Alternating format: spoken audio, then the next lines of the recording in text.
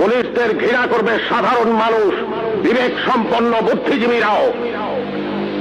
আপনারা সবাই ভুলে যাবেন AK-47 মতো মারাত্মক অস্ত্র পাওয়া গিয়েছিল আসামিদের কাছে। যদি জনগণের কাছে ধরা পড়ে ওই আসামিরা গণপিটুনিতে মারা যেত, আপনারাই বলতেন ভালো হয়েছে, পুলিশের কাছে গেলে ছাড়া পেয়ে যেত। একটা কথা মনে রাখবেন, পুলিশ কখনো আসামি ছাড়ে না। আসামি ছাড়ার অধিকার শুধুমাত্র বিচার বিভাগের। বলুন তো, AK-47 মতো রাইফেল কেন এদেশে আসবে, যা শুধু যুদ্ধক্ষেত্রে ব্যবহৃত হবে? কেন AK-47 বাংলাদেশে আসছে? কিসের আলামত? 9 শুটার বন্দুক কেন টিসিবির মাধ্যমে হাজার হাজার বন্দুক সাধারণ মানুষের হাতে তুলে দেওয়া হচ্ছে? কেন? কে জবাব দেবে? এই 9 শুটার বন্দুক দিয়ে কি হচ্ছে?